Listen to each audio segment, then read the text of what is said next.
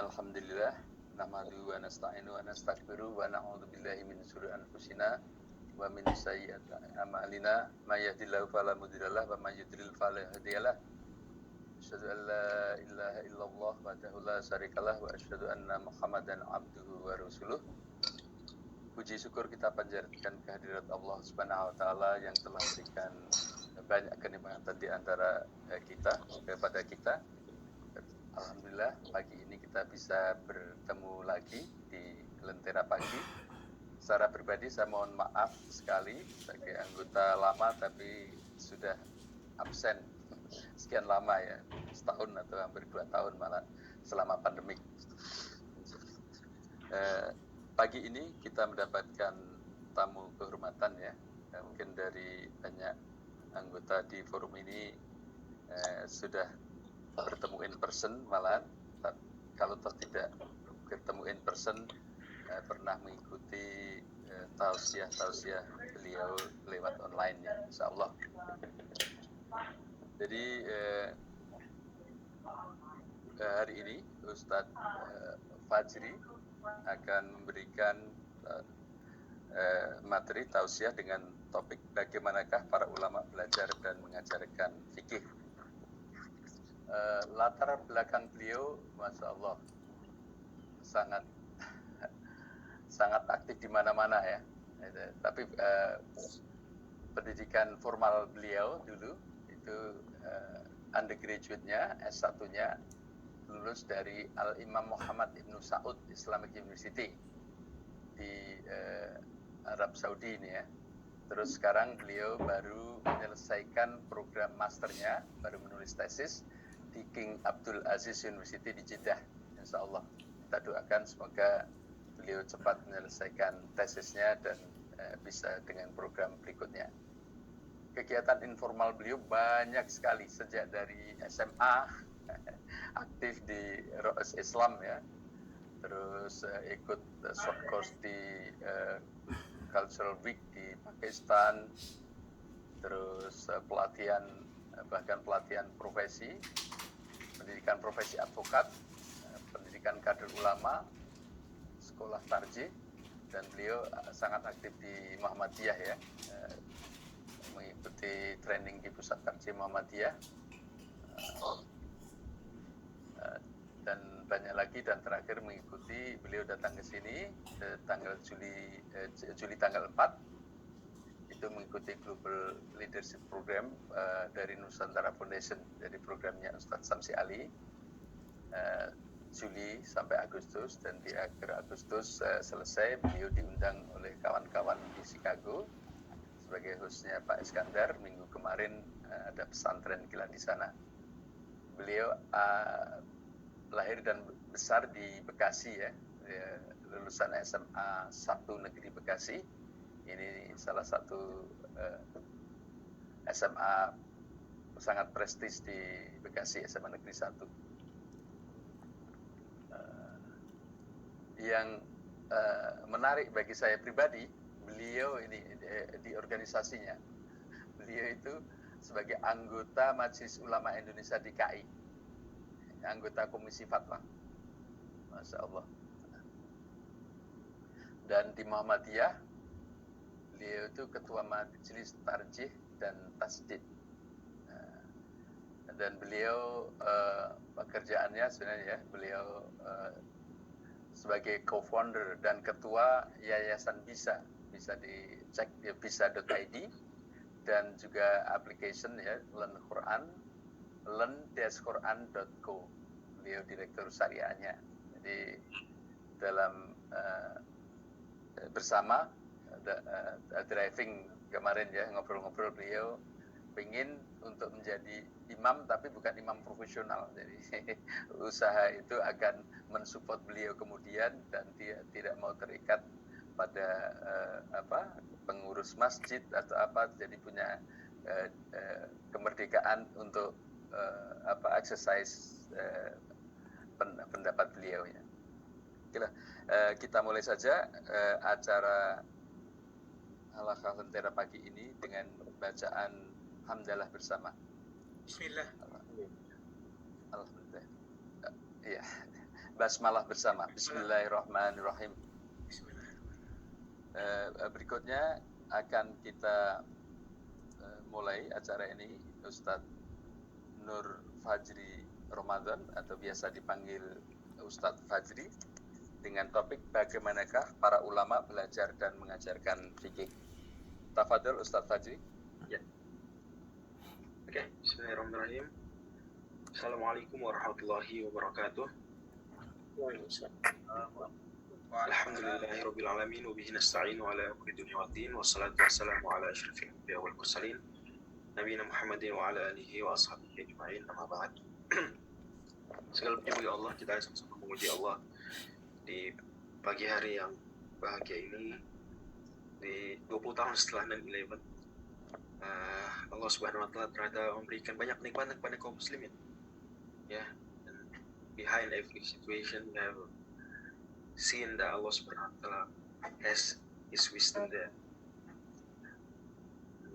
Salat serta salam juga kita kirimkan kepada Nabi tercinta kita, Nabi Muhammad Sallallahu Alaihi Wasallam, yang dari beliaulah kita semua belajar Islam, melalui beliaulah kita semua mendapatkan hidayah. Karena itu beliau posisinya akan selalu paling tinggi. Sesoleh apapun seseorang tidak mungkin mengalahkan pahalanya Rasulullah SAW, karena pahala kan sistemnya, kalau pahala dakwah ya itu MLM. Makanya yang ada di top level itu pasti akan selalu tertinggi, karena setiap kali yang di bawahnya ini beramal soleh, mereka dapat pahala juga. Di Rasulullah SAW pahalanya paling banyak pasti, karena semua pahala umat Islam sampai hari kiamat mengalir ke beliau. Pahala para sahabat pun habis itu banyak banget, karena pahala setiap umat mengalir pada mereka, dan terus seperti itu.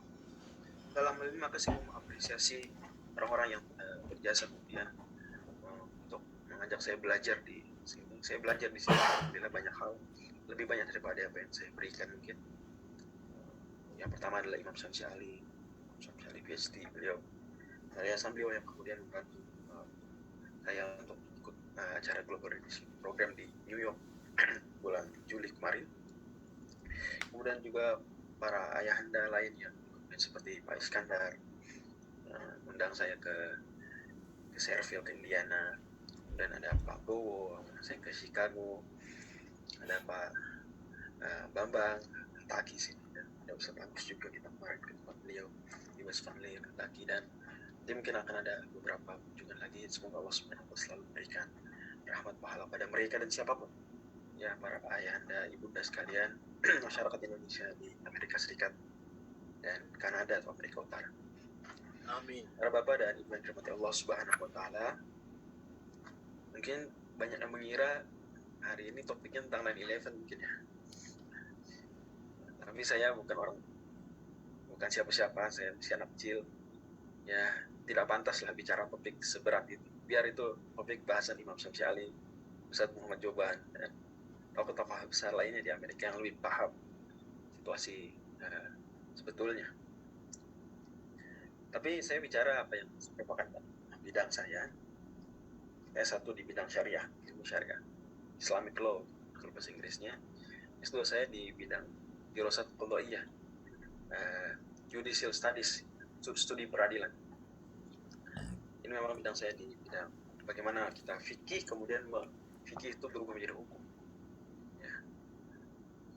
Dan tentu ada banyak bahasan di situ ya, terkait dengan fikih dan hukum Islam, Tapi saya mau menyampaikan topik yang insya Allah sederhana pada pagi hari ini, yaitu bagaimana para ulama belajar dan mengajarkan fikih. Bagaimana para ulama belajar dan mengajarkan fikih. Izin Pak Bambang, moderator, saya mau menampilkan PPT-nya, PowerPoint. Bisa ya? Oke, bisa ternyata. Ya, bisa sekarang sebentar. Terus Mas Joko kelihatan ya? Iya, kelihatan Ustaz. Ada. Ya, Pak. Alhamdulillah. Bagaimana ulama belajar dan mengajarkan fikih? Baik.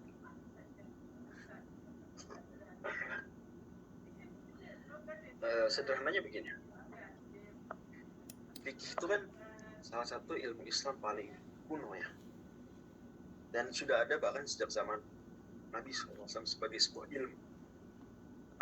Istilah fiqh itu sendiri sudah Nabi ucapkan. Hanya Nabi SAW bersabda, "Man yuridillahu bihi khairan yufaqihu fiddin," hadis Bukhari Muslim. Barang siapa yang Allah kehendaki kebaikan padanya, Allah akan pahamkan fikih kepadanya. Yufaqihu fiddin. Kemudian Nabi SAW sendiri mendoakan Ibnu Abbas. Bagaimana di Sahih Bukhari? Allahumma faqihu fiddin wa'allimhul kitab. Ada riwayat lain, wa'allimhut ta'wil. Ya Allah, pahamkanlah fikih terhadap Ibnu Abbas, buat Ibnu Abbas memahami fikih, dan ajarkanlah tafsir Al-Quran kepadanya. Juga Nabi SAW mengatakan tentang para sahabat, menyebutkan kehebatan mereka satu persatu. Di antara yang Nabi SAW sebutkan adalah a'lamukum bil halali wal haram Mu'adz bin Jabal. Orang yang paling paham, paling mengerti halal dan haram dari umatku adalah, waktu zaman tersebut adalah Mu'adz bin Jabal. Bahkan para sahabat juga biasa mereka bertanya kepada Rasulullah SAW tentang suatu hukum, atau bertanya kepada para sahabat senior sepeninggal Rasulullah SAW tentang suatu hukum. Jadi mereka sudah begitu dekat sekali dengan ilmu yang namanya fikih. Jadi di zaman Nabi sudah ada ilmu tafsir dan sebagai sebuah ilmu, sudah ada ilmu fikih sebagai sebuah ilmu. Ilmu-ilmu Islam yang lain kemudian berkembang setelah itu. Walaupun akar semua ilmu Islam ada di zaman Rasul, semuanya ada akar. Tapi namanya baru akar, baru seed, baru bibit ya. Tapi fikih tidak. Zaman Nabi SAW itu sudah besar ya. Makanya misalnya dalam kitab-kitab besar usul fikih ya, seperti Al-Mahsul karya Imam Ar-Razi, Al-Hikam karya Imam Al-Amidi, dan seterusnya, Al-Mustasfa karya Imam Al-Ghazali, mereka punya bahasan, bisakah sahabat beristihad di zaman Nabi SAW? Jawabannya, pendapat yang benar adalah para sahabat bisa beristihad kalau Nabi tidak sedang di dekat mereka. Beristihad artinya berusaha sungguh-sungguh mendapatkan satu hukum fikih. Dan kita bisa lihat para sahabat dahulu mereka seperti itu. Ya, Amr bin As misalnya, suatu ketika memimpin sebuah rombongan sariyah, ada misi tertentu di satu wilayah, Nabi tidak ikut bersama mereka. Kemudian Amr bin As sebagai imam, sebagai panglima dan juga sebagai imam sholat. Umumnya panglima itu imam sholat. Malam tersebut, mohon maaf, mimpi basah. Sementara kondisi sangat dingin. Para sahabat yang lain bisa wudhu, ada yang tayamum, bisa. Yang lain hanya butuh wudhu. Amr bin As butuh lebih dari sekedar wudhu, butuh mandi. Waktu itu para sahabat nggak ada yang tahu apa yang harus dilakukan seorang. Kalau kondisi sangat dingin, air sangat dingin, tapi harus mandi untuk sholat subuh. Amr bin As akhirnya tayamum saja. Dan beliau jadi imam, para sahabat di belakang, kalau bahasanya gerundel ya. Gimana nih? Ya mereka bingung, confused dan seterusnya. Masa imam kita cuma tayamum, kita semua wudu, dia tayamum, mandi untuk hilangkan hadas besar lagi. Maka dilaporkan pada Rasulullah SAW. Nabi kemudian memanggil Amr bin As. Bahwa Amr bin As ditanya, kenapa kamu melakukan seperti itu? Nabi hanya mengetes saja. Yang dilakukan Amr bin As sudah betul. Kemudian Amr bin As mengatakan, karena saya mendengar Allah Subhanahu wa taala berfirman, wala taqtulu anfusakum innallaha kana bikum rahima, surat 4 surat An-Nisa ayat 29. Jangan bunuh diri kalian, Allah sayang pada kalian. Bayangkan. Jadi sahabat Amr bin As waktu itu masih new convert, by the way. Jadi masih baru masuk Islam. Makanya itu sahabat tadi agak gerunda. Kalau yang melakukan Abu Bakar, Umar mungkin lain cerita. Tapi yang melakukan Amr bin As baru belum lama masuk Islam. Nabi langsung percaya pada. Dan seterusnya itu bukti. Kemudian juga Nabi mengirim Mu'adz bin Jabal ke Yaman sebagai dai. Dan ini mirip-mirip pengiriman dai ke dunia barat kan, mirip konsepnya. Karena waktu itu Yaman isinya ahli kitab. Nah, Nabi diantara pertanyaannya kepada Mu'adz adalah bima tahkum, kamu nanti memutuskan hukum fikih dengan apa? Kata beliau, dengan Al-Quran. Kalau nggak ada, dengan hadis. Kalau nggak ada, astahidu biro'i wala alu, aku akan beristihad sendiri dan aku tidak akan sewenang-wenang dalam melakukan hal tersebut. Di sini kemudian Nabi SAW menepuk dada Mu'adz seraya mengatakan, alhamdulillahilladzi waffaqa rasulillahi bima yuhibbuhu rasulullah. Tinggal puji bagi Allah yang telah memberikan taufik pada utusannya utusan Allah, rasulullah utusannya utusan Allah, Mu'adz, dengan hal yang membuat senang Rasulullah. Dan banyak cerita lain bahwa para sahabat di zaman Nabi SAW mereka sudah melakukan aktivitas pembelajaran fikih, pencarian hukum. Kalau istilahnya kalau di dunia hukum, vending ya. Mungkin di sini ada bapak-bapak ibu, ayahanda, ibunda sekalian yang jurusan hukum mungkin. Di dunia hukum ada namanya vending. Jadi si hakim itu melakukan ijtihad, yang menemukan hukum sendiri, baru belum ada jurisprudensinya sebelumnya. Dan seterusnya. Kemudian terkenalah pada akhirnya pengajaran fikih di kalangan sahabat sekalian Rasul SAW, karena mereka sudah tidak mendapati Rasul tempat bertanya utama, tapi Rasul sudah menunjuki siapa-siapa kader-kader utama beliau dalam bidang fikih. Nabi SAW betul mengajari semua sahabat, tapi Nabi juga punya perhatian khusus terhadap sahabat-sahabat tertentu, yang mana perhatiannya seringkali berbeda sesuai dengan bakat, kalau kita bilang, dan potensi masing-masing. Ada yang potensinya jihad, ada yang potensinya Quran, potensinya fikih, potensinya ilmu, dan seterusnya. Nabi sebutkan hal tersebut dalam hadis yang cukup panjang. Yang paling ini adalah ini, yang paling indah. Kata Nabi, a'lamukum bil halal wal haram, Mu'adz bin Jabal. Maka kemudian para sahabat junior atau para tabi'in, setelah sahabat, mereka belajar kepada sejumlah sahabat besar, terutama di 3 kota. Yang pertama di Madinah, tentu, di mana guru besar, kita boleh bilang profesor fikih di Madinah adalah Ibnu Umar. Kemudian di Mekah Ibnu Abbas, dan di Kufah Ibnu Mas'ud. 3 abadilah ini, Abdullah Ibnu Umar.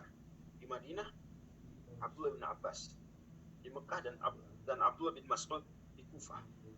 Mereka semua kemudian mengajari fikih. Ibnu Abbas misalnya mulai subuh sampai zuhur ya di Masjidil Haram mengajar berkelas-kelas. Kelas satu kelas selesai gantian kelas lain, satu kelas selesai gantian kelas lain. Terus kelas hadis, kelas tafsir, kelas fikih sampai zuhur beliau sholat zuhur kemudian pulang ke rumah. Seperti itu. Masing-masing ada ciri khas. Nah, kelak dari 3 kota besar inilah, Madinah, Mekah, dan Kufah, muncul kemudian dengan madzhab fikiran. Nah, ternyata mereka, para ulama tersebut lintas generasi, itu punya 2 metode sama belajar dan mengajarkan. Pertama kita boleh sebut Barokatul Fuqaha, metodenya ya, dan yang kedua boleh kita sebut Barokatul Muhaddits, metodenya hadis.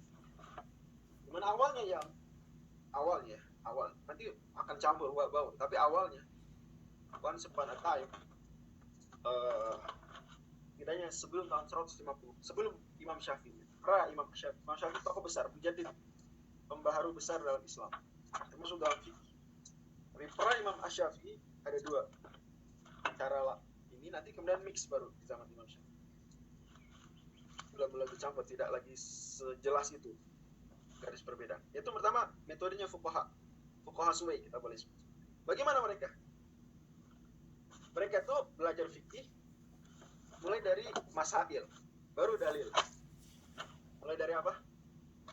Masail, baru dalil. Gimana tuh? Belajar fikih seperti ini, seperti saya contohkan. Tapi sederhananya, guru mengatakan, ya misalnya, memakan kuda adalah halal, ubah hukum. Langsung makan daging kuda hukumnya halal. Kalau makan ini halal, makan ini haram. Setelah itu lama-lama baru apa dalil? seringkali malah dalam banyak pengajian fuqaha mereka tidak perhatian terhadap dalil, tidak terlalu perhatian. Yang penting masail, yang penting apa poinnya, isu apa yang dibahas. Oh, cara sholat, ya udah cara sholatnya saja. Hadisnya disampingkan dulu, penting cara sholatnya dulu. Oh, cara puasa, pembatal puasa, pembatal wudhu, sebutkan 1, 2, 3, 4, 5 pembatal puasa, pembatal wudhu. Dalil disampingkan, tar dulu. Bukan tidak perhatian sekedar dalil, mereka punya perhatian somehow, tapi fokusnya bagi mereka yang penting adalah isunya itu sendiri, fikihnya itu sendiri.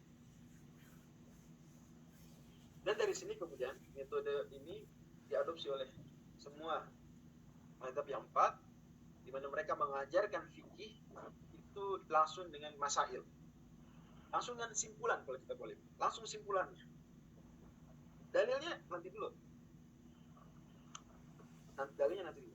Kelebihannya adalah bahwa dengan metode ini kita nggak bingung ketika ada perbedaan pendapat. Begitu, bisa nggak bingung, karena sederhana, dia setiap kita punya default position, punya pendapat yang kita pegang dari awal. So kita ada di otak kita udah ada bahwa pembatal wudhu ada 6. Ya udah, pembatal wudhu ada 6. Termasuk diantaranya nyentuh wanita, ya, nyentuh istri.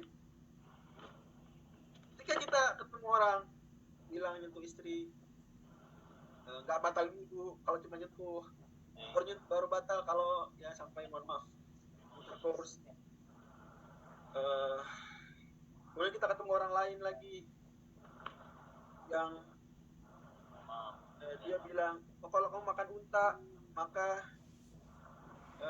wudhu kamu batal. Kita udah punya default posisi, bahwa enggak, yang saya paham selama ini batal wudhu nggak ada tuh makan daging unta. Afan Ustadz, ada background suara, mohon di mute yang lain ya. Siapa co-hostnya ya? Saya nggak bisa unmute atau unmute seseorang.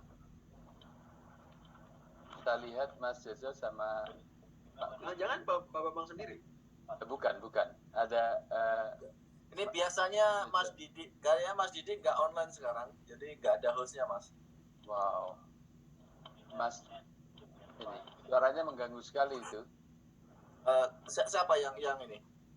Mas dari itu Mas Jojo atau Cak Kustim?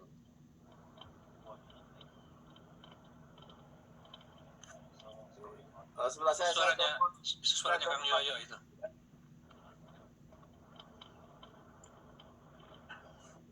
Saya teleponnya Mas Didi sebentar. Saya sudah mutek kok.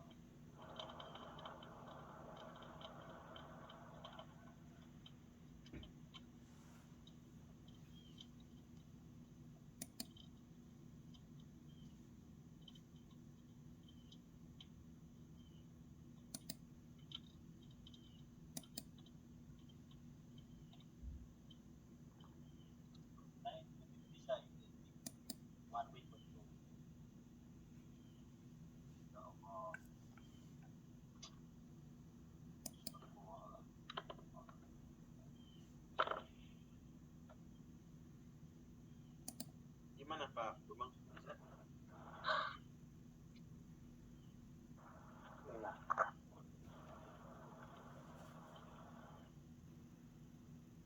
Silakan aja sambil menunggu Mas Joko telepon Mas Didi.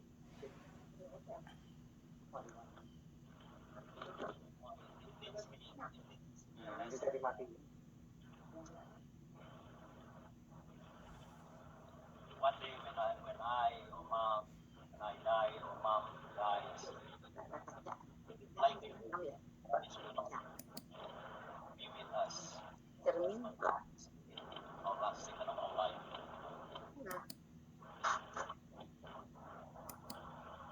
Keep that in mind.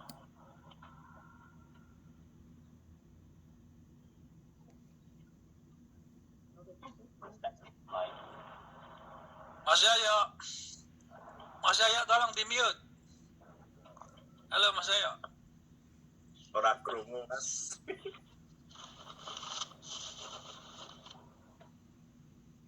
Mas Yaya. Bentar. itu ada hostnya itu udah masuk. Dia jadi host sepertinya. Ya Mas Didik lagi coba assign ke Mas Bambang. Atau Mas Kris jadi co-host juga. Oke, saya mute Mas Joko nanti. Wah, serem.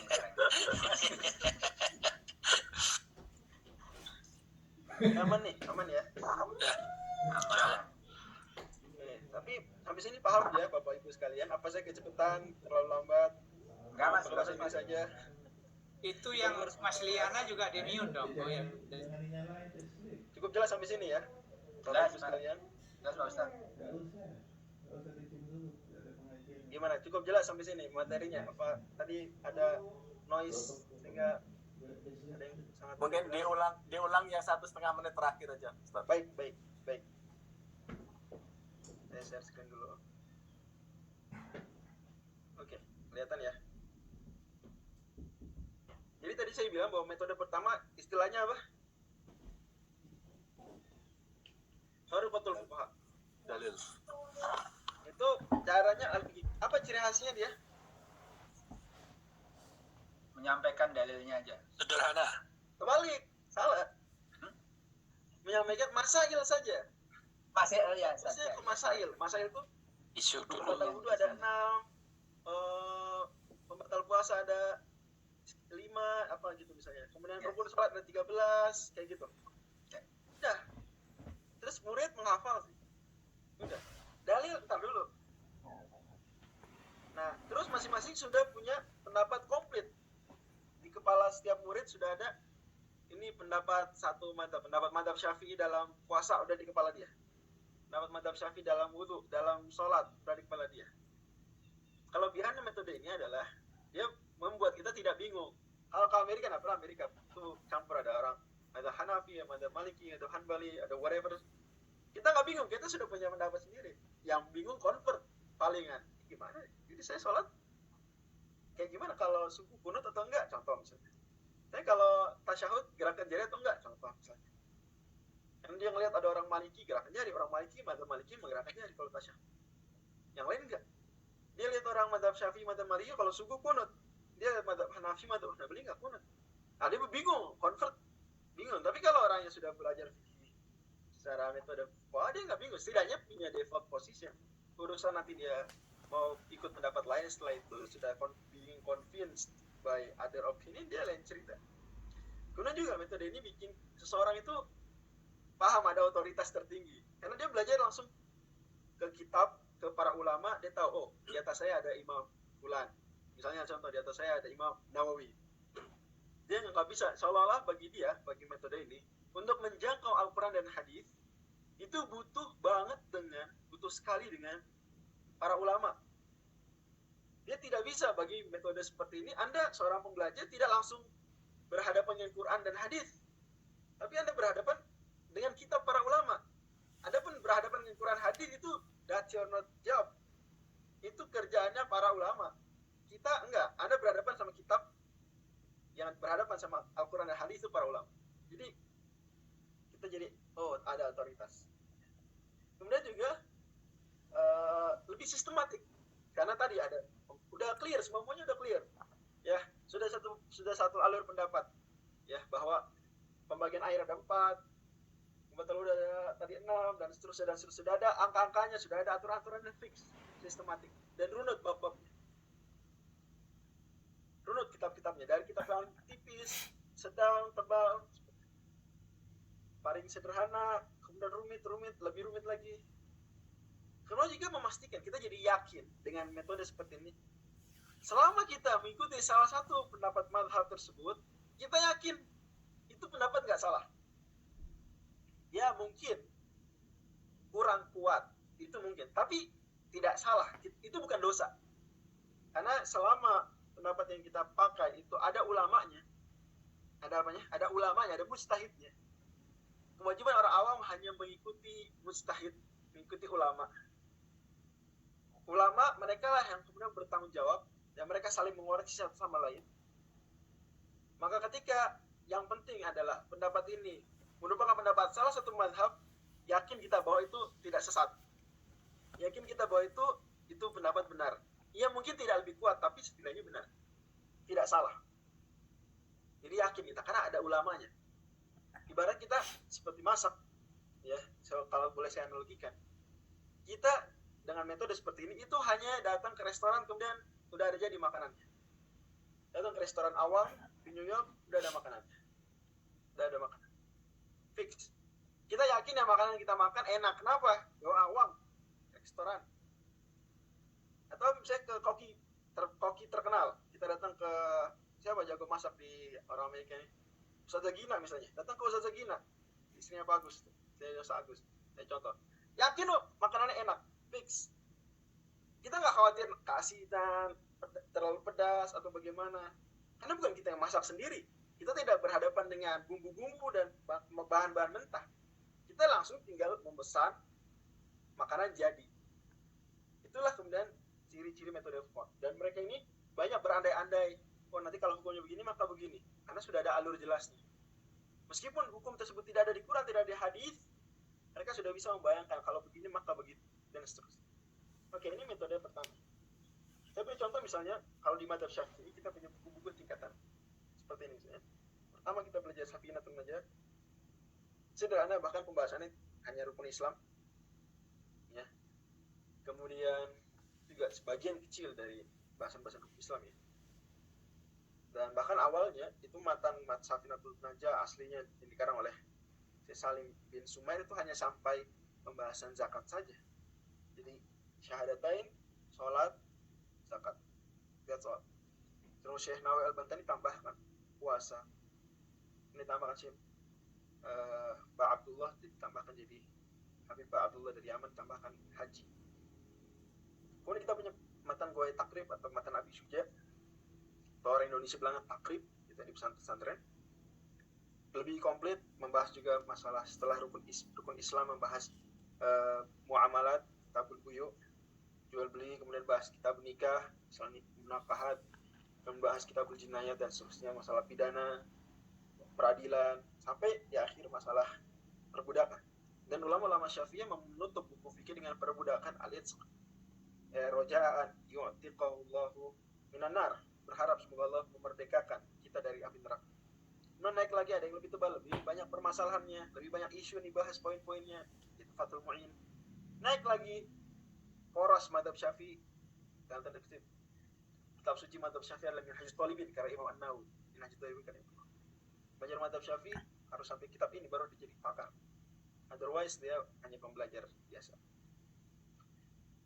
Daripada akhirnya umat Islam suka tidak suka dahulu ini pra zaman modern inilah abad 20 ya.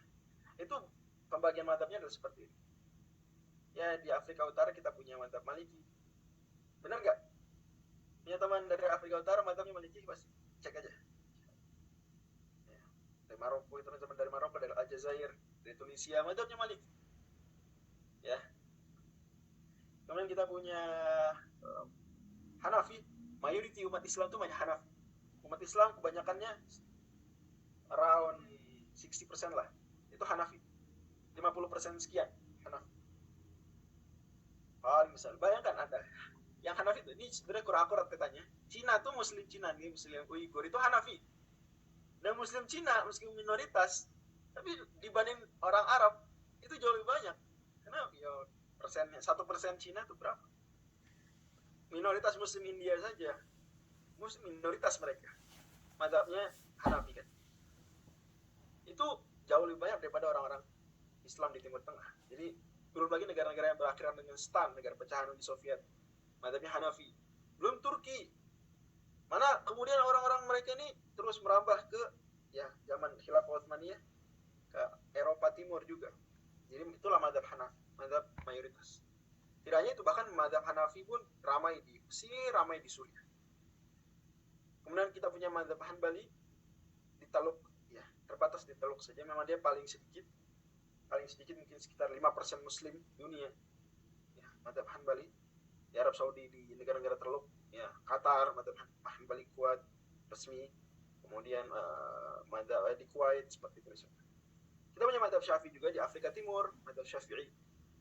Ya, kemudian kemudian Yaman. Memang awal dari Yaman, kemudian karena Yaman dia berdagang di Afrika Timur, maka menyebar juga ke beberapa wilayah di India bagian selatan.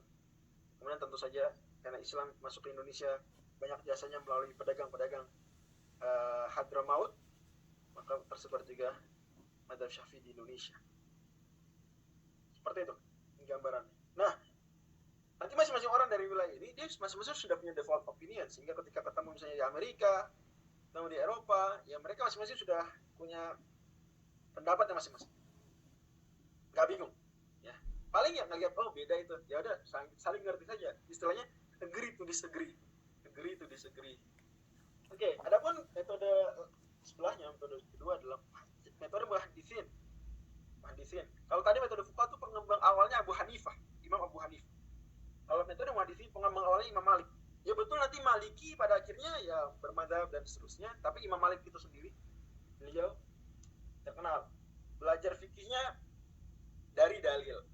Jadi bukan dari masail, tapi dari mana? Dari dalil. Ngaji fikih tapi yang dihadapin hadis. Maka Imam Malik ngajarnya buku apa?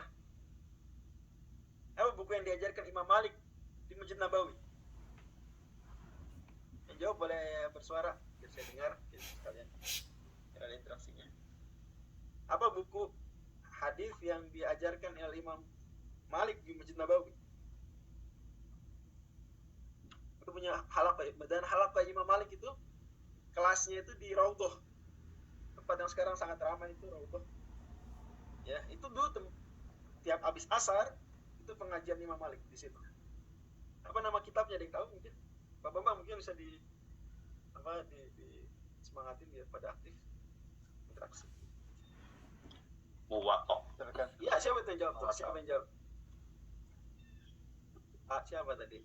Iya, terima kasih banyak. Oh, Pak Rahmadian. Oke. Ya, betul sekali kitab Al-Muwatta. Saya sendiri yang menulis. Saya lupa. Al-Muwatta artinya yang selected ya, yang diseleksi. Al-Muwatta. Watta ayatu menyeleksi ya. Karena Imam Malik dari banyak hadis beliau hafal, beliau seleksi sampai tinggal dikjeda beliau edit terus. Hanya murid yang datang tahun sekian dengan murid yang datang angkatan 20 tahun setelahnya atau 10 tahun setelahnya itu beda edisi Muwatta'nya, karena Imam Malik terus mengedit buku tersebut sampai menjelang wafat. Maka Muwatta kalau ditanya Muwatta riwayat siapa? Itu riwayat Yahya, riwayat Muhammad bin Hasan, riwayat Imam Syafi'i, riwayat siapa? Demikian Imam Malik. Ngajar dari dalil, dari hadis. Buku Al-Muwatta begitu hadis. Kadang kalau kelasnya ya bukan Imam Malik ya, yang lain maka mereka dari Quran. Cuma memang pada akhirnya kalau Quran ini sedikit rincian fikihnya, maka pada akhirnya sering detailnya langsung. Otomatis metode muhadits ini bagi mereka madzhab-madzhab tadi yang nggak dipelajari secara sendiri-sendiri, tapi dipelajari secara komparatif. Cara ya udah ada hadis, apa yang bisa kita petik dari hadis ini? Oh, dari hadis ini bahwa misalnya Nabi SAW berwudu ya setelah makan daging unta. Contoh misalnya Nabi, berarti dari sini makan daging unta membatalkan wudu. Gitu. Terus tapi ada pendapat ulama lain bilang nggak batal wudu. Kemudian dilihat, dibandingkan apa dalil mereka, bla bla. Jadi pada akhir komparasi. Ada satu hadis Nabi SAW di situ menegur orang yang berbekam saat berpuasa. Kata Nabi, aftarul hajim wal mahjum. Ini yang membekam dan yang dibekam batal puasanya. Apa yang bisa kita petik? Oh, berarti berbekam. Ini ada khilaf ulama. Berbekam batalkan puasa. Dalilnya hadis tersebut. Oh, ada lagi pendapat lain ternyata. Berbekam tidak batalkan puasa. Dalilnya apa? Oh, dalilnya X, Y, Z. Jadi, metode muhaditsin ini belajar dari dalil. Dari dalil baru mendapatkan simpulan-simpulan masail. Baru. Bukan, berarti kebalikan metode awal, metode pertama simpulan-simpulan, habis itu dalil. Ini enggak, dalil simpulan-simpulan baru. Kalau metode pertama belajar fikih itu satu jalur, satu mazhab. Kalau ini enggak, langsung dibandingkan. Kebayang ya berarti antara yang pertama dengan yang kedua nih? Iya. Bayang ya? Coba ulang lagi. Kalau yang pertama, belajar apanya dulu? Masail. Masail dulu. Mm-mm. Kalau metode kedua, belajar apanya dulu? Hadis. Nah, Dalilnya dulu. Ya, proof-nya dulu, evidence-nya dulu. Baru di-derive abis itu hukum-hukum.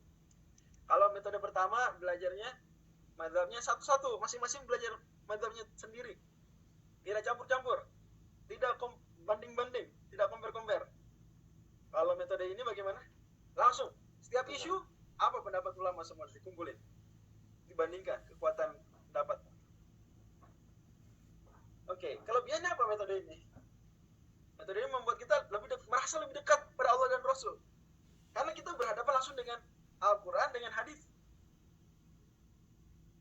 Langsung berhadapan depan kita hadis. Kalau tadi kan depannya kita para ulama. Ya, perkataan ulama. Hadisnya mungkin nggak ada di buku tersebut. Memang gitu. Di Safina, di Boya, nggak ada hadis. Hanya perkataan. Coba ntar saya kasih lihat. Juga dia melatih seorang tuh bisa mengambil kesimpulan dari hadis, dari ayat. Ya. Secara langsung lebih cepat, dia setiap hari ada hadis apa kesimpulan, hadis apa kesimpulan. Juga dia mengurangi kefanatikan mazhab. Jadi karena sudah biasa komparasi, sudah biasa banding-banding, bagi dia nggak penting Anda Syafi'i atau Hanbali atau Maliki, nggak penting. Kemudian yang terakhir adalah membuat yakin. Setiap kita amalkan ada dalilnya. Karena kita udah tahu ada dalilnya apa. Belajar dalilnya dulu. Kalau yang pertama kadang malah nggak tahu dalilnya. Bisa sholat, tapi apa dalilnya? Nggak tahu. Yang penting fokus sholat rukunnya 13. Apa dalilnya masing-masing urusan lain. Karena dia belajar hanya masail saja. Oke. Ada buku-bukunya nggak metode seperti ada juga ya. Biasanya di pengajian-pengajian kita lihat ada pengajian Umdatul Ahkam. Isinya hadis. Kemudian yang lebih terkenal di Indonesia Bulughul Maram. Ada pengajian Bulughul Maram, itu pengajian metode muhaddisin, pengajian cara belajarnya belajar hadis, kemudian apa hukumnya. Gitu, itu Bulughul Maram. Kemudian kita punya Al-Muntaqa, ini lebih tinggi di sini. Muntaqa. Jarang orang Indonesia. Biasa orang Indonesia baca ininya, syarah Nailul Autor. Mungkin pernah dengar buku Nailul Autor, itu syarah Imam Asy-Syaukani terhadap buku Muntaqal Akhbar, Al-Muntaqa, karya Mujaddid Ibnu Taimiyah. Oke, misalnya coba saya bandingkan ya. Ini saya bawakan matan Abi Syuja, matan Ghayat Taqrib yang tadi saya bilang. Ini jelasin air ada 4 macam. Suci, mensucikan, tidak makruh digunakan. Itu air mutlak. Yang kedua, suci mensucikan, tapi makruh digunakan, air musyammas. Yang ketiga, suci tapi tidak mensucikan, air musta'mal. Yang keempat, ini masih yang ketiga. Yang keempat di halaman setelahnya yaitu suci, tidak suci, air najis. Begitu saja. Mana dalilnya? Nggak ada. Di buku ini sendiri, Ghayat Taqrib itu tidak ada hadis satu pun. Hanya perkataan begini saja. Ya kita semua yakin, berasumsi. Dan memang demikian faktanya bahwa tidak ada satupun kata di sini melainkan ulama menuliskan dengan dalilnya. Ada dalilnya di sana. Cuma kita nggak tahu dan kita nggak dikasih tahu di saat belajar. Tapi kita hanya, kita trust terhadap mereka. Karena mereka mustahil. Kalau mereka ngomong tanpa dalil, bikin hukum sendiri, orang fasik kan berarti. Ulama tidak seperti itu. Adapun kalau belajar Bulughul Maram, enggak. Di hadapan kita hadis. Dari Abu Hurairah radhiyallahu anhu, Nabi sallallahu alaihi wasallam bersabda tentang air laut, wa tahuru ma'ul hillu maitatuh, air laut suci. Airnya halal bangkainya. Apa yang bisa kita petik dari hadis ini? Bahwa air laut itu sendiri bisa buat pakai wudu. Bahwa makanan seafood itu halal meskipun bangkai. Meskipun yang nyembelih bukan muslim. Jadi hadis di depan kita, kemudian baru kita derive. Hadis kedua, innal ma'a tahurun la yunajjis syai'un, air suci. Tidak dinajisi sesuatu pun. Hadis kedua, innal ma'a la yunajjis syai'un illa ma ghalaba rihi wa ta'mihi wa launihi. Air itu selalu suci. Kecuali kalau ada yang mengubah warna, rasa dan aromanya. Sementara kalau di buku tadi sebelumnya penjelasan tadi hanya narasi saja, tidak ada. Mungkin nanti habis itu akan bertanya kepada saya, mana yang lebih baik, metode mana yang lebih baik? Ya masing-masing ada keunggulan. Tadi saya nggak sengaja tidak sebutkan kekurangannya karena pada akhirnya itu bukan kekurangan, hanya kekurang lebihan saja. Jadi kekurangannya apa ya, tinggal kebalikan yang tadi saya sebutkan. Kalau ini A maka itu minus A atau itu seper A, kebalikannya saja. Sengaja saya tidak sebutkan karena pada akhirnya masing-masing metode bagus, tidak jelek, tidak buruk, malah bagus kalau kita menggabungkan keduanya. Ada pengajian bahasa hadis, ada pengajian bahasa fikih pure fikih. Ya, yang pertama membuat kita groundingnya bagus, ya, yakin, simple, dan ibarat makanan tadi, siap saji, siap makan, tidak perlu masak capek-capek. Kalau yang pertama, yang kedua itu di hadapan Anda ada sayur, ada tomat, ada tepung terigu. Nah, Anda masak dulu. Apa yang bisa kita buat nih dari tepung terigu dan apa misalnya ayam, kita buat baru. Masing-masing ada ciri khasnya, dan pada akhirnya dulu meskipun awalnya terkenal bahwa metode pertama itu dipakai Abu Hanifah dan metode kedua dipakai Imam Malik, tapi nanti murid-muridnya semua generasi setelah sampai sekarang mereka memix, ya, campur. Ada yang metode sana, ada yang metode sini. Di sini ada yang seperti metode Imam Abu Hanifah, di Imam Abu Hanifah ada yang seperti metode Imam Malik, dan seperti itu sampai hari ini. Alhamdulillah kita bisa lihat di Indonesia misalnya ada pengajian tertentu pakai pendekatan pertama, yaitu yang dominan. Ada pengajian tertentu metode yang kedua, dan itu mulai lama-lama banyak. Masing-masing saya melengkapi, tidak perlu saling mengkritik. Hanya saja bagus kalau dia tidak hanya satu metode, dia sekali ada ini ada sana, sehingga lengkap lah. Dan pada akhirnya fikih itu sederhana, jangan dijadikan bahan untuk berpertikai, untuk kemudian kita berdebat panjang lebar. Sekali lagi tadi bahwa setiap ulama bicara itu dengan dalilnya. Masalahnya hanya kuat atau lemah saja, lebih kuat, lebih bagus, lebih benar atau benar saja. Semuanya benar, semuanya tidak sesat, karena para ulama berjalan di atas jalan yang lurus, metode yang benar, alurnya sudah tepat. Dan pada akhirnya Nabi sendiri bersabda, man yuridillahu bi khairan yufaqihu fiddin. Kalau Allah menghendaki kebaikan bagi seorang, Allah buat dia ya paham agama. Allah saya sampaikan, waktunya mungkin sifat untuk pikiran. Saya mendengar dari ayahanda bunda sekalian. Kalau ada tambahan, ada sanggahan, saya sangat welcome. Terima kasih banyak. Assalamualaikum warahmatullahi wabarakatuh. Waalaikumsalam warahmatullahi wabarakatuh. Jazakallah khair Ustadz Fajri.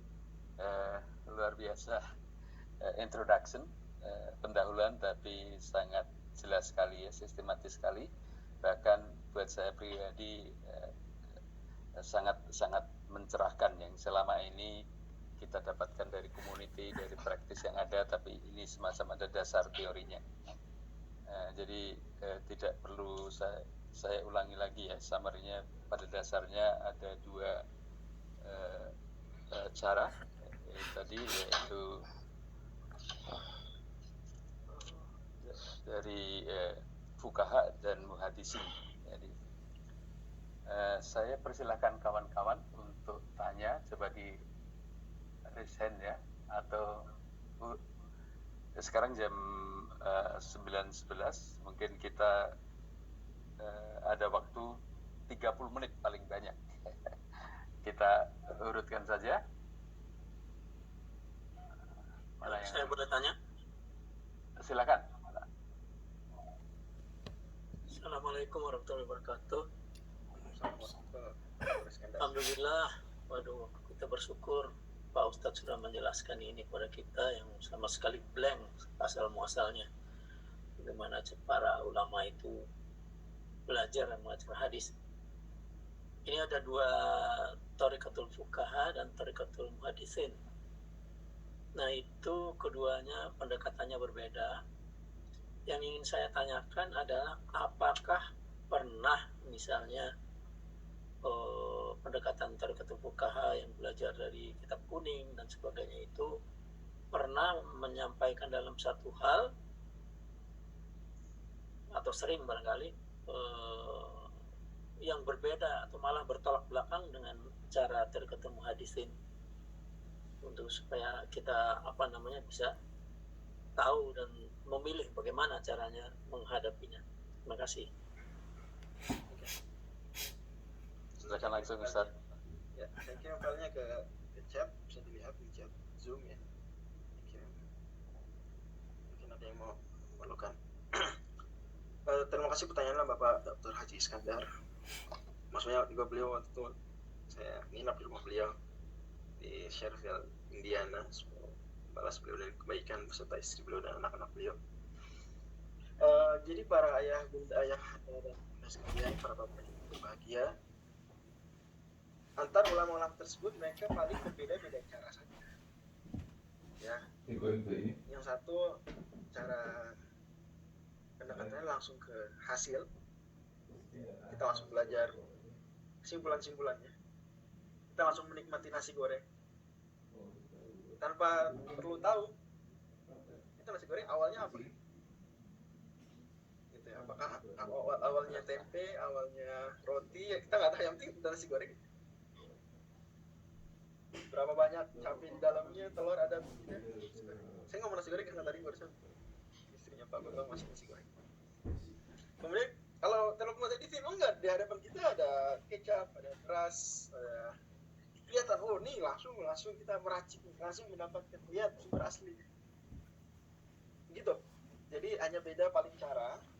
Hasil bisa beda nggak? Ya, hasil perbedaannya di masing-masing ada. Jadi sesama muhaditsin, ini pentingnya. Sesama muhaditsin itu bisa beda juga.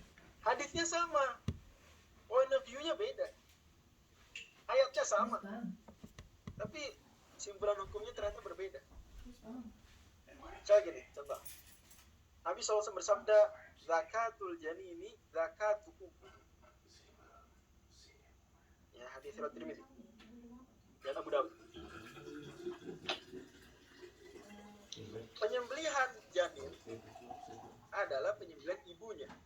Jadi kalau misalnya ada sapi nih, kok lagi Idul Adha, sapinya lagi hamil, kita sembelih ibunya meninggal, mati, ya, kita sembelih.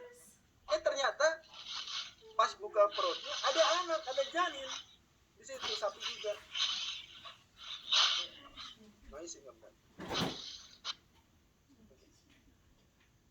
Ada anak janin di situ, mati. Pertanyaan saya, coba Iskandar boleh jawab, yang lain juga boleh. Ini anaknya halal apa bangkai ya? Apa haram? Halal. Oke, Pak Iskandar halal. Dan itu pendapat mayoritas ulama. 3 mazhab. Ya, mazhab Maliki, mazhab Syafi'i, mazhab Hanbali itu halal. Begitu hadisnya. Zakatul janin zakatul ummihi. Penyembelihan janin adalah penyembelihan ibunya. Artinya, selama ibunya kita sembelih, janinnya mati sendiri tanpa disembelih, otomatis auto tersembelih. Karena cara menyembelih janin adalah dengan menyembelih ibunya. Jadi ya, dapat ya. Bisa dimengerti. Satu mazhab lagi, berarti mazhab apa? Saya bilang tadi 3 mazhab bilang itu halal. Mazhab Maliki, Syafi'i, Hanbali. Satu lagi berarti mazhab apa? Tapi Kan Maliki, Syafi'i, Hanbali bilang itu halal. Satu lagi mazhab apa berarti? Hanafi. Mazhab Hanafi memang nih dalam urusan daging dia somehow strict gitu ya. Bapak Ibu mungkin melihat tapi kenyataannya kan mereka banyak. Mungkin mayoritas Muslim di Amerika mungkin Hanafi. Mazhab Hanafi bilang, oh ini haram. Lo begitu? Kan jelas hadis Nabi, zakatul janini zakatul ummi. Dalil kamu apa?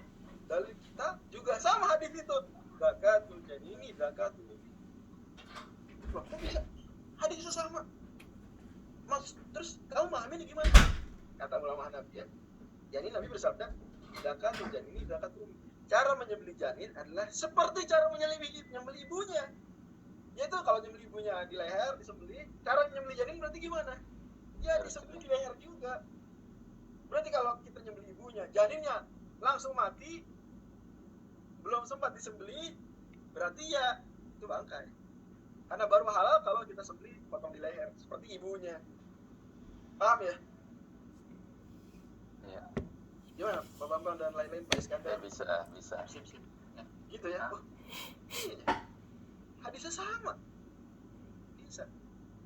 Simpulannya beda. Jadi antar muhaditsin sendiri. Jadi muhaditsin ada gini nanti pada akhirnya zaman setelah ada muhaditsin bermadzhab Hanafi seperti Imam At-Tahawi, seperti Al-Badruddin Al-Aini. Ada muhaditsin bermadzhab Maliki, Ibnu Abdul Bar, contohnya let's say who else, Qadi Ibnu Arabi, ya Ibnu Abdul Bar dalam kitab At-Tamhid dan Al-Istidkar, Ibnu Arabi dalam kitab Aridatul Ahwazi. Kemudian kita punya muhaditsin madzhab Syafi'i seperti Al-Hafidz Ibnu Hajar, Imam An-Nawawi, Al-Hafidz penulis Fathul Bari, An-Nawawi kita semua tahu well known ya, penulis Riyadhus Shalihin, penulis Syarih Sahih Muslim.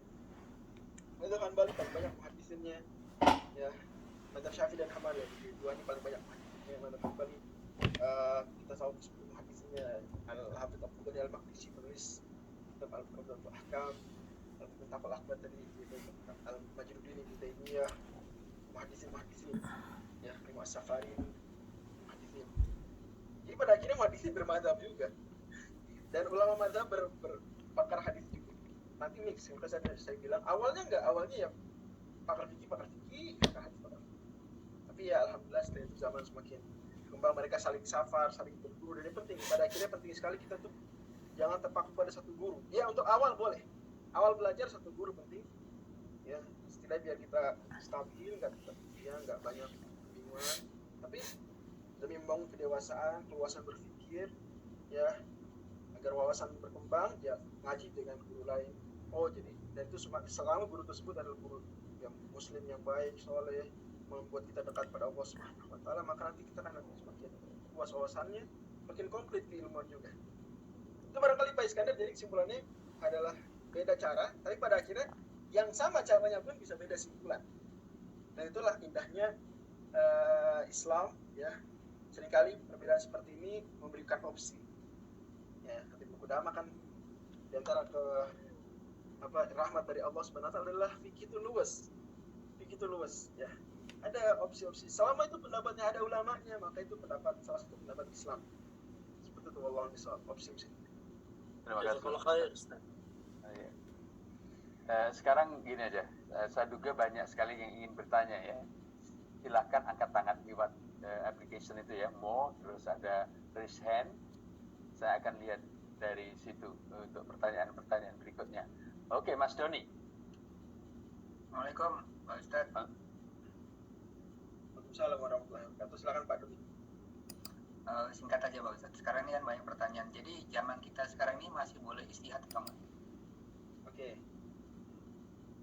4 mazhab yaitu berbeda pendapat tentang apakah pintu istihad bisa tertutup. Di isu yang pertama. Jadi pintunya tuh bisa nggak tertutup? Sebelum bisa atau enggak kita beristihad, ada nggak orang yang bisa beristihad? Pintu istihad tuh bisa tertutup nggak? 3 mazhab Hanafi, Maliki, Syafi'i, ini usul fikih tidak bicara fikih, ini usul fikih. Teorinya falsafah. Itu bilang pintu istihad bisa tertutup. Bisa aja zaman tuh nggak ada mustahid, bisa. Mazhab Hanbali bilang enggak ada zaman kecuali ada mustahid. Itu istihad nggak bisa tertutup. Tuh lihat dari sini saja sudah tidak pandangan. Tapi pada akhirnya mereka semua membuat kriteria yang ketat terhadap mustahid, sehingga zaman sekarang secara personal itu tidak ada satupun yang mengklaim mustahid dan tidak ada satupun yang bilang fulan adalah mustahid zaman sekarang. Malah sejak lama sebenarnya Imam Ghazali ya terbuka dikritik ya. Imam Ghazali bilang zaman sekarang, saya bilang gitu ya Al-Mustasfa, zaman sekarang tidak ada mustahid. Terus Imam Ghazali wafat tahun 505 Hijriah. Imam Ghazali wafat tahun 505 Hijriah. Beliau bilang zaman sekarang, zaman beliau itu istihad udah tertutup, udah nggak ada lagi mustahid. Tapi ya setelah itu ulama mengkritik. Ada yang bilang enggak, Imam Ghazali berlebihan, Imam Ghazali terlalu waro dan seterusnya. Pada akhirnya ada mustahidnya setelah ya. Tapi terlepas dari itu, pada akhirnya istihadnya juga terbatas. Istihad tidak istihad mutlak. Istihad kan mustahid juga ada 4 tingkatan besar ya. Mustahid mutlak, mustahid madhab, mustahid fatwa, dan mustahid tarjih. Mustahid tarjih dan mustahid fatwa. Mutlak, madhab, tarjih, dan fatwa. Ya. Untuk mustahid mutlak itu mungkin Imam Ghazali, barangkali mustahid mutlak nggak ada lagi. Mustahid mutlak itu sekelas Imam Syafi'i, Imam Abu Hanifah yang benar-benar top of the mustahid level. Itu udah dia sendiri, benar-benar mandiri. Bagi dia Quran dan Sunnah itu udah dia dapat dia. Nggak fatwa ulama lain, dia sendirian berhadapan dengan Quran dan Sunnah, dia benar. Di bawahnya ada mustahid madhab, yaitu dia harus afiliasi terhadap madhab tertentu. Ya, dia beristihad dengan metode yang sudah dibuat oleh mustahid mutlak. Mustahid mutlak tuh bikin teori sendiri dia. Itu mustahid mutlak. Dia bikin pendekatan sendiri. Tentu pendekatannya bukan pendekatan yang terlarang ya, baru pendekatannya diambil dari Rasul juga pada tapi ya dia menertibkan teorinya. Mustahid mazhab cukup menggunakan teori tersebut untuk menghasilkan hukum baru yang kemudian nanti dia sandarkan ke mazhab. Dia bilang, oh ini mazhab Syafi'i.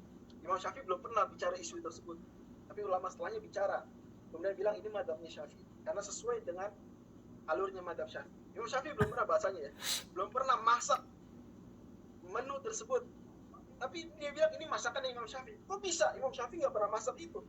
Dia bilang saya pakai menunya, alur masaknya itu alurnya Imam Syafi'i. Ya maka ini masaknya masakan Imam Syafi'i. Itu mustahid madzhab. Di bawahnya ada mustahid tarjih, itu dia melihat ada pendapat yang berbeda, kemudian dia pilih yang mana yang paling sesuai dengan urutan dan tata ijtihad madzhabnya, sesuai usul fikih madzhabnya. Gitu ya. Kemudian ada mustahid fatwa, dia cari isu-isu kecil, dia isu keseharian, ada orang sakit, boleh nggak dia ngambil rukhsah dan mustahid fatwa. Nah, kalau pertanyaan Pak Doni mutlak seperti saya bilang, maka ya tidak tertutup dan sampai sekarang masih ada mustahid, masih ada pasti. Tapi mustahid fatwa, mustahid tarjih paling seperti level, tidak sampai mustahid mutlak itu ya nggak ada lah. Siapa? Syaratnya berat sekali. Ya ada 10 syarat yang semuanya berat. Ya tidak mudah. Nah, untuk mengatasi itu secara personal tidak mudah. Untuk mengatasi itu, maka ulama-ulama kemudian menyiasati dengan yang disebut dengan ijtihad jama'i. Ijtihad jama'i. Hari ini dunia modern menyaksikan gerakan besar ijtihad jama'i, yaitu dengan dibentuknya dewan-dewan fatwa. Dan lembaga ijtihad jama'i pertama di dunia itu Majelis Tarjih Muhammadiyah. Majelis Tarjih Muhammadiyah didirikan tahun 2026 itu lembaga fatwa ijtihad jama'i pertama di dunia. Sebelum itu semua mufti berfatwa atas nama dirinya sendiri, bukan atas nama lembaga. Habis itu baru berdiri di dunia, kita nanti kenal ada Darul Ifta Mesir, ada apa namanya ya, Lajnah Daimah Arab Saudi, ini ya Darul Ifta, kemudian lain-lain kibar ulama mereka di dunia. Kibar ulama di dalamnya ada Lajnah Daimah 4 orang, kibar ulama ya let's say sekarang ada 19 orang. Kemudian di masing-masing wilayah ada, kita di Indonesia ada MUI, ormas lain juga punya, ya NU, kemudian Persis juga punya, masing-masing seperti itu.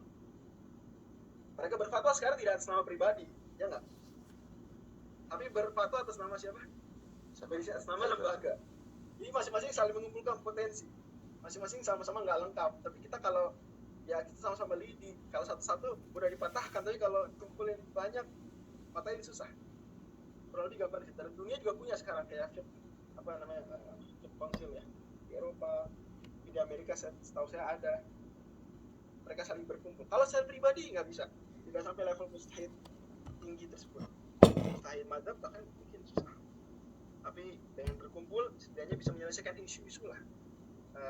Lembaga keuangan syariah itu punya Al-Manama di Bahrain, namanya Ayof, ulama besar, mufti besar Pakistan, Syekh Maulana Taqi Uthmani, mufti besar Mesir, mufti besar Arab Saudi, semua. Di Indonesia juga punya perwakilan, ya seperti itu. Allah bisawab. Demikian Pak Doni, mudah-mudahan bisa menjawab. Ya, Allah. Terima kasih Ustaz. Kita teruskan, pertanyaan berikutnya adalah Pak Agus Sufyan. Silakan Pak Agus. Ya, Ustaz Agus. Karena beliau juga kemarin baru ke rumah beliau ini. Islam Lesman dia. Silakan Agus. Assalamualaikum. Nah, suaranya nggak kedengeran. Di unmute dulu Ya, beliau udah unmute sebetulnya. Pak Agus. Assalamualaikum. Kedengeran nggak? Beliau pakai settingan tertentu. Kedengaran sekarang. Assalamualaikum.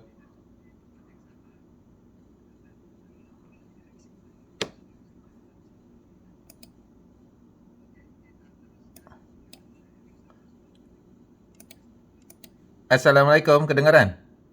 Assalamualaikum.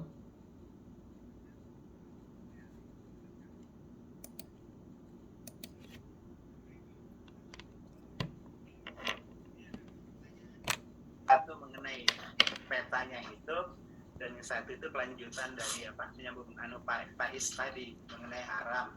Tapi yang satu ini lupa nanya. Mengenai haram itu, seperti Pak Ustaz tahu, saya kan tinggal di daerah Jewish ya, Yahudi ya. Jadi makanan mereka itu kosher, orang bilang. Banyak orang Muslim yang beli makanannya itu di situ karena dianggap itu halal. Tapi saya ngobrol dengan orang yang bekerja di sertifikat untuk halal itu, mereka mengatakan itu tetap haram. Gitu. Apa betul? Karena yang memotong itu bukan orang Muslim. Oke. Baik. Saya yang tentang peta mungkin agak lupa tadi ya gimana pertanyaannya. Apa skip dulu, nanti mungkin ingat saya sampaikan. Sebelum terima kasih Pak Bobo. Belum ini saya bermaksud menginap di Chicago di dekat wilayah Devon ya. Iya, yang banyak Muslim di sana, masya Allah. Oke. Memang di sini saya dapat ya, saya ketika sampai di Amerika saya lihat Muslim sini. Saya juga paham lah. Sebelumnya saya banyak baca buku orang-orang Amerika, profesor Islamic Studies, Islamic Law-nya, Profesor El Halak, Profesor Ahmad Syamsi, Profesor Khalid Abu Fadl, Profesor Intisar Rob dari berbagai universitas di Amerika. Saya juga banyak nonton YouTube rutin. Bahkan ada satu channel yang saya tonton semua YouTube. Saya besar di Amerika, sebetulnya mungkin semua paham. Dan beberapa orang yang lain saya dengar dengan volume yang sangat besar ya. Saya berkali-kali dengar. Dan saya dapati dari semua itu ya memang ada perbedaan, ada spektrum perbedaan pendapat juga dengan strictness terkait dengan makanan.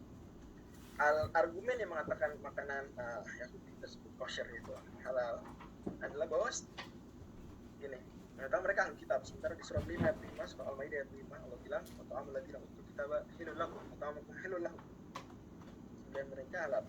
Apalagi Yahudi itu ada makanan-makanan tertentu yang halal dalam Islam. Itu haram menurut mereka. Tapi tidak sebaliknya. Ya.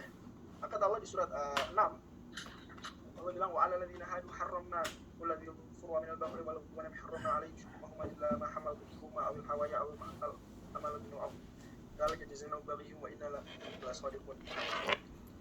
Coba dibuka surat Al-An'am sebelah kanan. Surat 6 ya. Allah Subhanahu wa ta'ala wa 'alal ladzina hadu harramna kulladzi dhufr. Pada orang-orang Yahudi kami haramkan makanan hewan-hewan yang berkuku. Ya, jadi sederhananya buat mereka tuh unta tuh haram. Untuk ayatnya sebelum kita.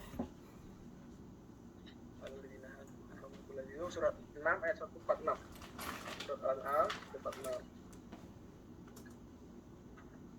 Oke. Dari situ maka berarti kita bisa buat kaidah kosher itu halal belum tentu kosher. Halal ya kosher pasti halal belum tentu kosher. Artinya standar makanan apa yang halal, karena ada makanan halal dalam Islam bukan halal, bagi mereka haram. Tapi ada isu lain juga yang diperhatikan. Nah, ini argumen pihak kedua yang bilang harus zabihah, nggak bisa kosher. Bahkan nggak lebih parah ya, nggak bisa, bahkan kosher saja nggak bisa, apalagi ya daripada itu. Ya, ada standar zabihah, harus ada zabihah ya, sertifikat zabihah. Argumennya adalah misalnya mereka katakan Yahudi sekarang itu mereka itu bukan Yahudi ahli kitab yang dimaksud dalam ayat kelima surat Al-Maidah tadi, bukan itu.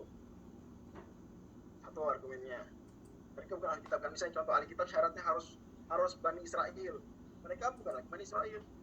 Mereka apa, orang Amerika, bukan Bani Israel yang pure Bani Israel. Ada syarat yang Syafi'i di antara kitab soal itu.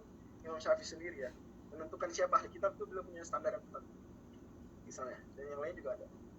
Itu isu pertama. Kedua misalnya mereka tuh kita yakin nggak mereka nggak ngucapin hal yang musyrik ketika nyembelih, itu isu lain ya.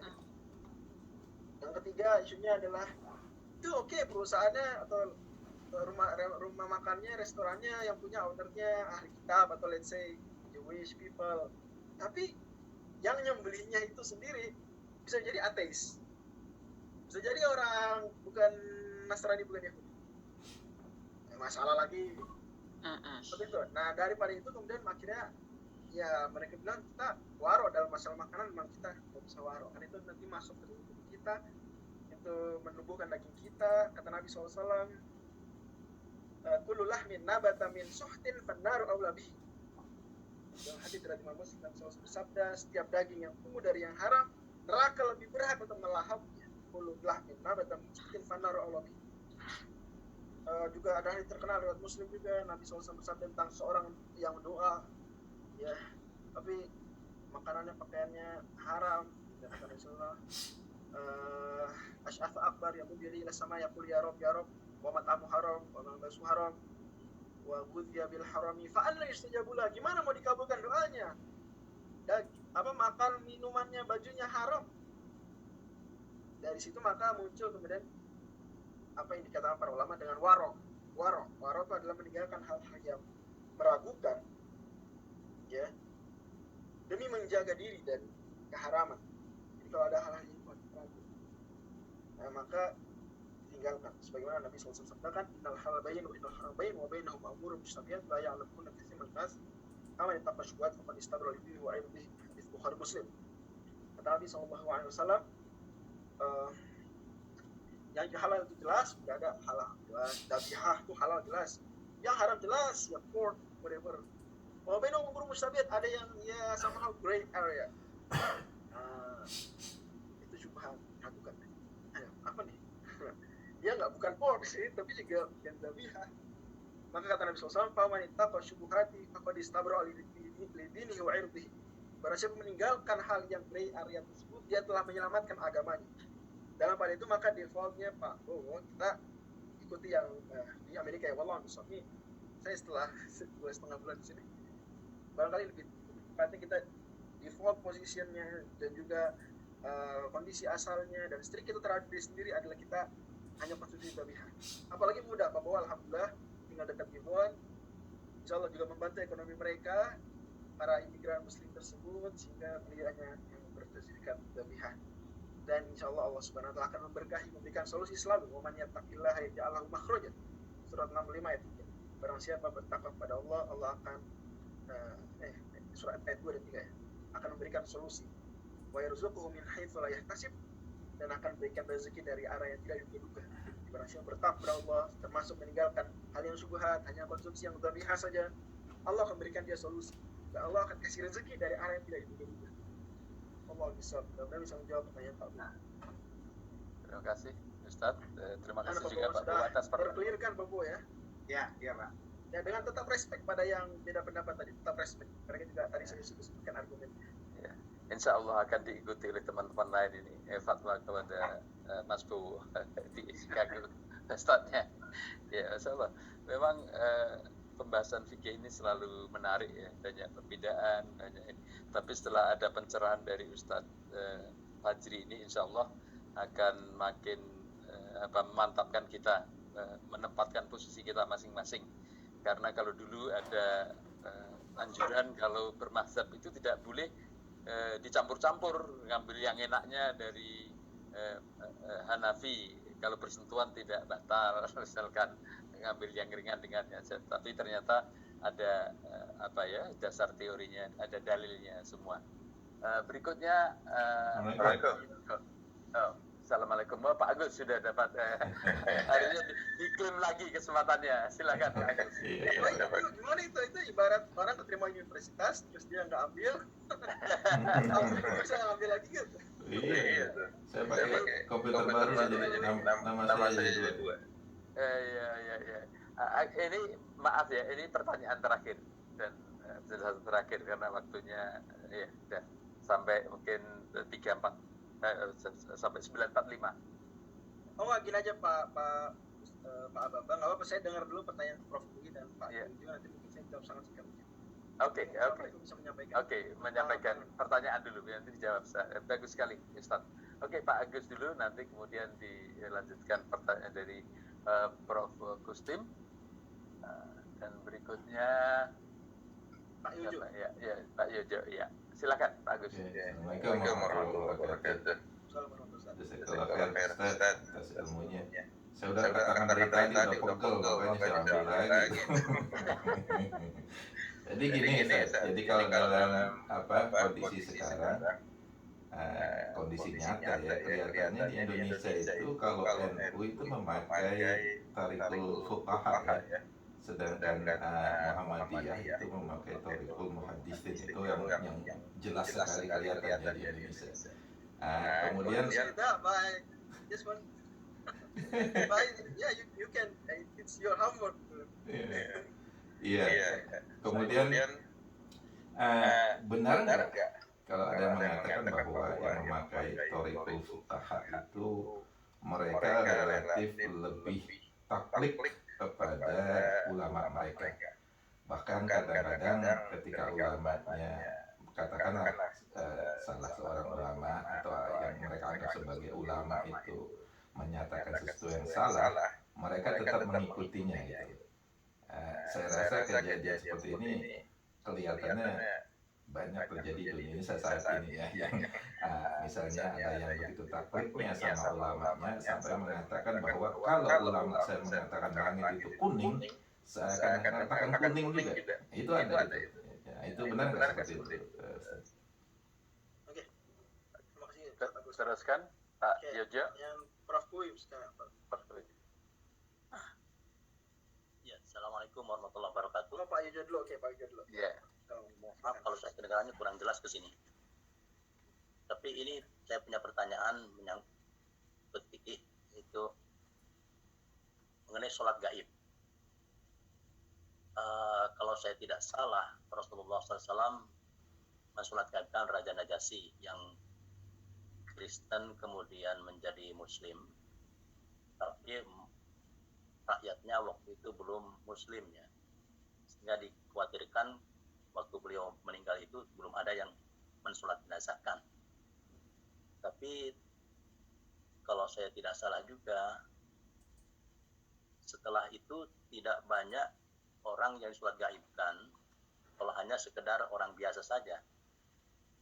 Nah, apakah misalnya kalau saya dalam kesempatan ini sangat punya persoalan pribadi, misalnya ibu saya meninggal, kemudian di sana sudah ada yang sholat gaib, tapi saya sholat gaibkan dari jauh di sini, apakah boleh begitu? Terima kasih.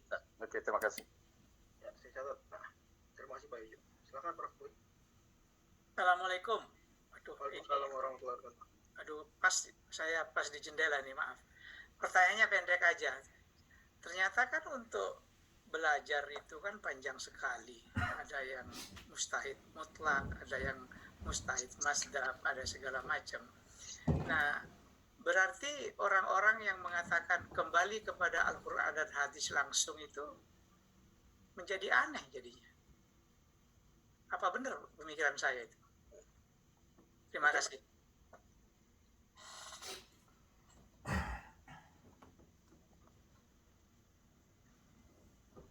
Oke, saya tampung ya. Oke, langsung saya jawab satu-satu. Pertama dari Ustaz Agus, saya sebenarnya nggak nyebut masalah itu, tapi insya Allah terpahami. Dan pada akhirnya masing-masing juga harus diakui juga, dan ini catatan penting Ustaz Agus. NU juga menggunakan metode tersebut kadang-kadang, maka kita tahu di pesantren NU ada pengajian guru marom atau sejenisnya. Muhammadiyah pun pakai metode fuqaha juga kadang-kadang, maka ada kitab buku HPT tentang itu, isinya buku matan fikih HPT, dalilnya malah di belakang seperti itu. Jadi masing-masing sebenarnya pada akhirnya saling mengambil positif dari metode sebelahnya. Nah, itu hal yang disyukuri. Tapi pertanyaan bukan itu, pertanyaan apakah Thariqatul Fuqaha mendidik muslim muqallid, menghasilkan muslim yang muqallid, taklid? Gimana taklid itu tidak sepenuhnya tercela. Taklid tidak sepenuhnya tercela. Kadang-kadang bisa jadi taklid terpuji. Ya, taklid dalam terhadap sebuah otoritas kebenaran. Bahkan Imamul Haramain dalam Al-Waraqat itu membuat pembahasan apakah mengikuti Nabi itu taklid juga. Belum bilang gitu, bahwa ya itu ada pembahasan di buku Sufi. Maka kata beliau ya tergantung. Ya, ada yang berpendapat iya, ada yang bukan taklid. Jadi samping ngikutin Nabi saja itu bisa jadi taklid. Tergantung definisi taklid itu sendiri. Jadi pertanyaannya apakah ya betul dia mendidik muslim taklid ya. Karena tadi sudah di awal saya bilang, di antara kelebihannya membuat kita paham ada otoritas, ada orang-orang tertentu dia pakar-pakarnya. Di hadapan kita tuh nggak langsung Quran hadis, jadi kita seolah kita nggak bisa langsung touch directly Quran dan hadis, kita butuh para ulama. Otomatis nanti setelah itu kalau tidak ada hal yang membuat ya mengimbanginya, nanti akan sampai titik berlebihan ya. Pada akhirnya sesuatu yang berlebihan itu kurang baik. Saya yakin juga pada akhirnya ulama-ulama dari ormas manapun itu mengecam orang yang benar-benar mengikuti seseorang sampai salah-salahnya sekalipun. Saya yakin semua akan mengecam. Adapun ungkapan apa kalau bilang langit itu kuning, saya bilang juga itu yang itu hiperbolik saja menurut saya, tidak betul-betul ada tidak betul-betul dimaknai sama sesungguhnya. Di pada akhirnya harus ada pengimbangan pada akhirnya. Karena gini, kita ketika tadi ulama gitu, ya kita bilang masing-masing asal ada ulamanya pasti benar. Tapi kan ulama secara personal, ya secara personal pendapat baru, pendapat kontemporer itu mungkin salah. Karena belum ada mekanisme check and balance-nya, belum ada dikritik ulama lain. Karena kitab fikih itu, jadi kitab fikih itu setelah sebelumnya sudah ulama tuh saling mengkritik satu sama lain. Itu nulis pendapat fikih, ulama kritik internal madhab, kritik eksternal madhab, lintas madhab. Jadi ke kita sudah jadi makanan jadi. Harus dalam pengajian mereka, dalam tulisan jurnal-jurnal sesama mereka, bukan konsumsi awam ya. Sesama mereka itu jurnal-jurnalnya ada, istilahnya hafiyah atau syubhat. Itu mereka saling mengkritik ya. Awam menikmati jadinya saja. Nah kalau awam tuh nggak tahu yang seperti itu, nanti dia jadi menganggap mendewakan satu orang tertentu. Ulama harusnya tidak seperti itu. Kalau dia taklid itu taklid pada satu madhab, karena satu madhab itu banyak ulama di dalamnya, ribuan ulama, sehingga insya Allah ya di sana sudah ada mekanisme saling koreksi dan lebih akurat. Tapi tidak dipungkiri metode yang pertama tadi ya mendidik ke arah sana, tinggal diimbangi saja. Yang kedua tentang hukum sholat gaib ya, khilaf ulama. Mazhab Hanafi dan mazhab Maliki bilang sholat gaib tidak disyariatkan. Saya nggak tahu Hanafi di Amerika mereka sholat gaib atau enggak, tapi di kitab fikih Hanafi itu sholat gaib itu tidak disyariatkan ya, bukan sunnah ya. Mazhab Syafi'i dan mazhab Hanbali sholat gaib sunnah ya, betul dalil yang disebutkan tadi tentang kisah Najasyi itu dalil mereka, tapi itu juga dalil yang sama digunakan dan diakui juga oleh ulama Hanafi dan ulama Malikiyah. Mereka baca hadis tersebut tentunya ada di Bukhari Muslim ya. Tapi kata mereka, tuh lihat, Nabi cuma begitu ke Najasyi kan. Coba Muslim di Mekah ada banyak meninggal, Muslim di tempat lain banyak meninggal, Nabi cuma begitu ke Najasyi. Maka kata mereka itu min khususiyati Nabi SAW, itu Nabi khusus Nabi saja, orang-orang tertentu Nabi. Kalau memang soal gaib disunahkan, sahabat itu mereka tidak ada riwayatnya sahabat mensolati gaib saudara yang meninggal di Mekah, saudara meninggal saat jihad jauh, tidak ada. Atau Nabi di Mekah mensolati syuhada perang Mu'tah itu tahun 8 Hijriah, yang mana Khalid baru jadi panglima perang dadakan, semua tahu ceritanya ya, perang Mu'tah ya, melawan Romawi. Kan di situ meninggal Ja'far, meninggal Zaid bin Harithah meninggal, Abdullah bin Rawahah, 3 orang sahabat Nabi utama meninggal, tapi tidak diriwayatkan Nabi SAW. Oh, itu dalil Hanafi dan Maliki. Dalilnya Syafi'i dan Hanbali bahwa ya itu Nabi satu orang Nabi SAW. Tidak diriwayatkan belum tentu tidak ada. Tidak diriwayatkan belum tentu tidak ada. Kita nggak tahu aja, atau nggak diriwayatkan saja. Tapi tetap sunnah. Dalam hal ini maka kalau saya ditanya Pak Boyo nanya saya, maka jawabannya sholat gaib adalah hal yang saya pendapat yang saya ikuti. Ini juga ini setahu saya pendapat yang diikuti kaum muslim di Indonesia dan di banyak tempat di dunia hari ini, bahkan di Haram dan seterusnya, dan pendapat yang tidak diikuti juga. Sholat gaib adalah hal yang disyariatkan. Sholat gaib adalah hal yang disyariatkan. Allah insaf. Ini mohon maaf Ustaz ya. Siapa ini? Ini siapa? Mas saya nanti maksudnya. Oh Mas Yojo, ntar dulu. Nanti. Ya. Sebentar. Saya satu lagi, Pak Prof Bui dulu. Ya. Prof Bui nanya, bagaimana kalau gitu dengan ajakan kembali Quran hadis? Prof Bui, sebetulnya ajakan tersebut ajakan semua ulama. Semua ulama tanpa terkecuali mengajak seperti itu, dan asal dipahami dengan pahaman yang benar ya. Karena tadi kita lihat sendiri, Thariqatul Muhadditsin mereka mengajak hadis langsung belajar. Jadi memang ada it's there secara historically, memang ulama ada yang pendekatannya seperti itu, langsung Quran langsung hadis ada. Nah tapi penting diingat bahwa ajakan ini punya 2 poin.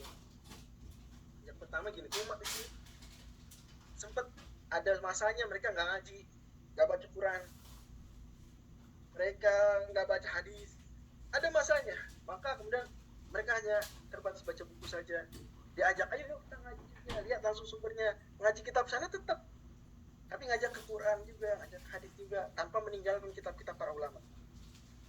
Semata agar apa? Agar tadi kita mengambil sisi positif dari metode kedua, yaitu apa tadi saya bilang, salah satu sisi positifnya adalah make us feeling closer to the Prophet Muhammad. Jadi kita merasa dekat langsung baca hadis gitu. Rasa kalau langsung lihat ada solihin, langsung baca, langsung dekat. Kalau kita baca buku fikih aja ada gap seolah-olah ada gap. Jadi itu poin pertama dari kebijakan tersebut. Kembali ke poin juga, poin keduanya adalah kembali ke hadis adalah sebagaimana Nabi Allah sendiri firmankan ya. Firman itu ada basisnya di Quran, yaitu surat An-Nisa ayat 59. Allah firmankan, ya ayyuhalladzina amanu atiiullaha wa atiiur rasulah wa ulil amri minkum. Wahai orang beriman, taatilah Allah, taatilah Rasul dan ulil amri di antara kalian. Fa in tanaza'tum fi syai'in faruddu ilallahi war rasuli. Kalau kalian sengketa tentang suatu isu, maka kembalikanlah kepada Allah dan Rasul. Nah, itulah kembali kepada farudduhu. Jadi kembali ke poin hadis itu, ayat Qurannya apa? Farudduhu ilallahi war rasul. Maksudnya antar mazhab ini kita betul ngaji kepada para ulama, tidak dalam tanda kutip melangkah sok berani ya, langsung tanpa ngerti usul fikih, tanpa ngerti apa namanya ulumul Quran, langsung langkah coba-coba langsung ke Quran, ke hadis. Enggak seperti itu. Pada akhirnya harus mengenai para ulama, dan prakteknya juga mereka seperti itu.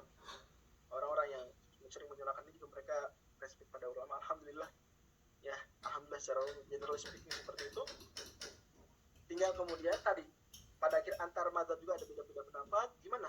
Saya mau pilih mana? Kalau misalnya mau menarjih, misalnya tidak harus sebetulnya, tapi misalnya mau memilih yang mana yang paling meyakinkan, kuat, ya sudah, rujukannya adalah Allah dan Rasul. Nanti pada akhirnya subjektif juga, tapi setidaknya metodenya seperti itu. Oh, ternyata kalau dibanding-bandingkan ini lebih dekat pada hadis Nabi. Dan kita lihat ulama-ulama mazhab juga mereka sering kadang bilang ini lebih dekat pada hadis Imam Nawawi misalnya. Dia bilang dalam kitab Majmu' Muhadzab, kata beliau bahwa pendapat mazhab Syafi'i adalah membersihkan najis babi, itu 7 kali basuhan dengan air ditambah tanah, kan gitu ya. Kata Imam Nawawi, tapi yang lebih dekat ke hadis sebetulnya adalah cukup sekali saja. Itu pendapat mazhab Hanafi dan Maliki. Beliau bilang itu, tadi Imam Nawawi. Imam Ghazali juga sama. Mazhab Syafi'i ada air mustamal kan ya, konsep air mustamal. Kata Imam Ghazali, laita anna madhhab Syafi'iyya fil miyahi kana ka madhhabi Malik. Duhai seandainya mazhab Syafi'i dalam isu air seperti mazhab Malik, timbal lebih dekat kepada hadis. Jadi pada akhirnya ulama juga punya kadang-kadang mengkritik mazhab tertentu, patokannya apa? Quran dan hadis ya. Mereka kembali ke sana karena kata Allah, fa in tanaza'tum fi syai'in, kalau kalian beda pendapat maka harus dulu lembaga. Intinya mengakui bahwa ajakan seperti ini gak boleh difahami, dan kita harus clearkan, tidak boleh kita mengabaikan para ulama. Para ulama adalah mereka orang yang membantu kita memahami Quran dan hadis. Kita siapa? Ya. Tapi ya pahami dengan pahaman yang positif tadi. Wallahu bisa. Terima kasih Ustaz. Setuju. Silakan tadi ya, mungkin Pak Yoyo boleh. Saya mau dengar aja. Sebentar. Ya, mohon maaf moderator. Ya Pak Ustaz. Saya bertanya itu menyangkut pribadi. Jadi tadi malam, pagi di sini pukul 1 malam, pagi pukul 1 siang di Indonesia, saya menerima kabar bahwa ibunda saya meninggal dunia.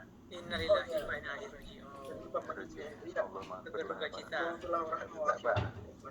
30 tahun saya tidak sempat melihat beliau, maka saya bertanya, di sana mungkin sudah disolat jenazah kan, katanya nanti malam di sini, besok pagi di sana. Tapi saya yang jauh ini, nah itulah maka saya bertanyakan, apakah saya boleh mensolat gaibkan itu yang. Ya silakan sholat gaibkan Pak Yojo, mungkin juga di sini saya nggak tahu teman-teman IMSA, teman-teman NU Muhammadiyah Amerika bagaimana, maksudnya apakah menyelenggarakan juga untuk masing-masing orang tua yang meninggal di Indonesia, saya nggak tahu. Ke masjid-masjid tertentu, Istiqlal, Houston, Masjid Al-Hikmah, NY, saya nggak tahu ya. Tapi kalau secara pribadi Pak Yojo sangat rekomendasikan untuk menyolatkan gaib untuk orang tua tercinta, semoga Allah memuaskan kuburan beliau, melapangkan ya beliau di alam barzakhnya nanti yang nanti mungkin insya Allah kita kalau ada doa penutup saya doakan khusus untuk orang tua Pak Yojo. Amin. Mohon doa dari Allah. Ya Pak, ya, mohon ini Pak, maaf lahir batin dan innalillahi wa inna ikut berduka cita Pak. Terima kasih. Kita doakan doa penutup ya. Ikut berduka cita Pak Jojo. Terima kasih. Terima kasih. Mengaminkan doa dengan fokus. Iya. Jadi bagus sekali materi pagi ini, insya Allah kita bisa mengambil banyak manfaat apa yang disampaikan oleh Ustadz Fajri tadi ya, kawan-kawan kita di sini, dan semoga saja apa yang disampaikan tadi menjadi amal baik dan amal jariah untuk Ustadz Fajri, insya Allah. Jadi kita sudahi dulu ya untuk acara pagi ini. Mohon doa penutup dari Ustadz Fajri.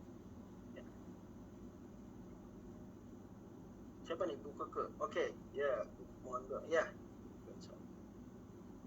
Bismillahirrahmanirrahim. Alhamdulillah dan katsiran thayyiban barakan fihi kama yuhibbu rabbuna wa yardah. Ya Rabbana lakal hamdu wa lakal syukru kama yanbaghi li jalali wajhikal karim wa 'azimi sultanik. Allahumma fil muslimin wal muslimat wal mu'minin wal mu'minat al-ahya'i minhum wal amwat. Wa khasatan Allahumma fir li ummi Pak Yojo wali Pak Bu Keke wa ummatil muslimin ajma'in. Allahumma arhamhum wa 'afihim wa'fu 'anhum. Allahumma akrim nuzulahum wa wasi' madkhalahum wa yassir hisabahum wa yamin kitabahum. Allahumma ja'fil arda min janbihim. Allahumma abdilhum daran khairan min darihim wa ahlan khairan min ahlihim wa zawjan khairan min zawjihim fid dunya wal akhirah. Falzid fi ihsanihim ya Allah. Amilhum bil ihsan ihsan. Allahumma amilhum bima anta ahli. Allahumma fir lahum warhamhum wa'afihim wa'fu 'anhum. ربنا اغفر لنا ذنوبنا وكفر عنا سيئاتنا وتوفنا مع الأبرار. ربنا وآتنا ما وعدتنا على رسلك ولا تخزنا يوم القيامة إنك أنت الوهاب. اللهم إنا نسألك علما نافعا ورزقا طيبا وعملا متقبلا. ربنا هب لنا من أزواجنا وذريتنا قرة أعين واجعلنا للمتقين إماما. آمين. ربنا اغفر لنا ولوالدينا وارحمهم كما ربنا صغارا. ربي أوزعني أن أشكر نعمتك التي أنعمت علي وعلى والدي وأن أعمل صالحا ترضاه وأصلح لي في ذريتي إني تبت إليك وإني من المسلمين. ربنا آتنا في الدنيا حسنة وفي الآخرة حسنة وقنا عذاب النار. صلى الله على نبينا محمد وعلى آله وصحبه وسلم. سبحان ربك رب العزة عما يصفون وسلام على المرسلين والحمد لله رب العالمين. Saya secara pribadi mohon dimaafkan ada kesalahan, dan mari kita tutup bersama-sama dengan doa kafaratul masjid. Subhanaka Allahumma wa bihamdika asyhadu an la ilaha illa anta astaghfiruka wa atubu ilaik. Bismillahirrahmanirrahim. Wal 'asr innal insana lafi khusr illa alladziina amanu wa 'amilus shalihat wa tawassaw bil haqqi wa tawassaw bis sabr. Assalamualaikum warahmatullahi wabarakatuh. Waalaikumsalam warahmatullahi wabarakatuh. Terima kasih banyak. Jazakallah khair. Terima kasih banyak Pak Ustaz. Jazakallah khair. Wah, ini tumben ini Mas Kris dengan Ibu Isna bisa bareng dalam satu majelis ini. Jangan dimulai. Emang udah tahu tuh? Apa ya? Enggak. Akan ada yang tertarik ikuti live streaming materi Ustadz nanti jam 12 sampai jam berapa? Insya Allah. Berapa? Ada acara apa lagi? Belum ada kawan-kawan Lexington ada nanti di live stream tahu sih ya. Apa perlu gitu loh. Tadi bagus sekali Ustadz menyampaikan di Masjid Bilal juga ya, menarik, menjaga akidah, meningkatkan akidah bagi kita. Oh bagus. Insya Allah. Jadi kirim aja zoomnya Pak. Insya Allah. Ya, nanti keluar di YouTube-nya ya. Silahkan ditunggu itu. Yang ini Pak direkam juga Mas Agus. Aduh. Saya rekam juga. Itu saya kelihatan Mas Doni lagi kacau, kelihatan juga di sini. Aduh. Masya Allah ya, alhamdulillah kita punya YouTube. Insya Allah. Oke. Insya Allah bermanfaat buat semuanya. Assalamualaikum. Akhir pekan. Terima kasih. Assalamualaikum. Assalamualaikum. Assalamualaikum warahmatullahi wabarakatuh. Terima kasih. kasih. Assalamualaikum Pak Ustaz. Assalamualaikum Pak Ustaz, Pak Bambang.